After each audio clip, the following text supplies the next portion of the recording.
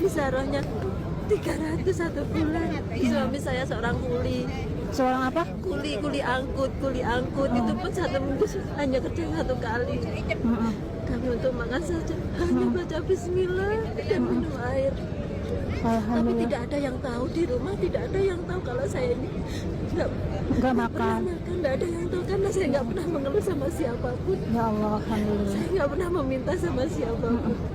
Saya hanya meminta ngadu sama Allah. Iya. Ya Allah. Meskipun anak saya bilang begini, Bu, SPP sudah 5 bulan belum bayar. Iya nak, tunggu. Bu mau ada rilat, Bu. Iya nak, tunggu. Bu, uang makan saya habis di pondok, Bu. Iya tunggu ya nak ya, sabar ya nak ya, masih minta sama Allah ya nak ya. Saya cuma bilang bisa begitu. Dan kalau saya ada rezeki cuma saya sisihkan buat makan anak saya yang di pondok. SPP-nya saya bilang sama pondok. SPP-nya sebulan berapa? 800. Saya bilang mohon maaf besar ya sekali ya, ya Allah. Saya beli, soalnya pondok Al-Quran memang semua rata-rata mahal. Iya.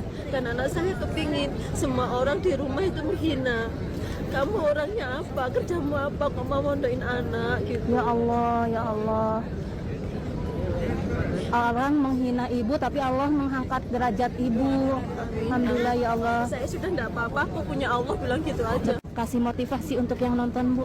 Biar yang nonton kan banyak, Bu, yang nonton video saya bilang saya hidup aja susah, makan aja susah, gimana mau datang ke Mekah. Ini buktinya, Ibu. Ingat ya sahabat semua. Ingat kita punya Allah.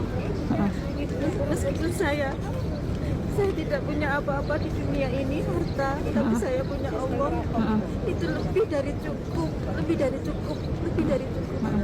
Saya meskipun nggak punya penghasilan yang cukup, tapi saya bisa memondokkan anak saya yang sehari-harinya, yang 1 bulannya SPP-nya saja 800, itu anak 1, bukan anak yang kedua. Dan untuk makan sehari-harinya saya hanya bilang Allah yang memberi kita makan dan Allah yang memberi kita rezeki. Itu pun kalau ada yang mau minjam saya punya uang 50.000 dia pinjam, saya pinjamkan. Saya tidak pernah memikirkan saya nanti makan apa, anak-anak nanti minta jajan dikasih siapa, saya nggak pernah saya ingat-ingat.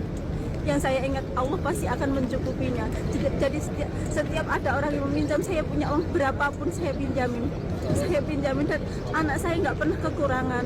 Meskipun jajan itu banyak yang kasih, saya nggak pernah minta dan saya nggak pernah bercerita bahwa saya nggak pernah makan.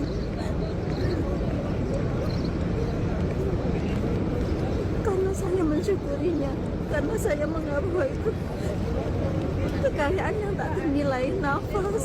Bisa nafas tanpa alat dan bisa melihat dunia ini, bisa berbicara dengan orang lain, bisa membuat orang lain bahagia, itu lebih dari cukup. Saya tidak menyakiti orang, itu lebih dari cukup. Biarkan orang lain menyakiti saya maafkan.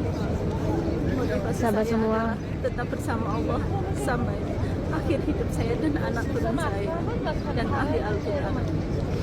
Sahabat semua, jangan takut akan miskin karena harta itu titipan dari Allah. Ibu bersyukur dalam kondisi apapun. Jika kita bersyukur, maka nikmat akan ditambah sama Allah Subhanahu wa taala, ya Bu ya. Sahabat semua, ini motivasi yang sangat membangun buat Umi Gilby sendiri pun sampai tidak bisa berkata apa-apa. Hebatnya Ibu, luar biasa. Ini tamu Allah yang sangat istimewa menurut saya. Banyak orang yang mempunyai harta, tetapi tidak banyak orang yang mempunyai akhlak dan karomah yang sangat kuat sama Allah.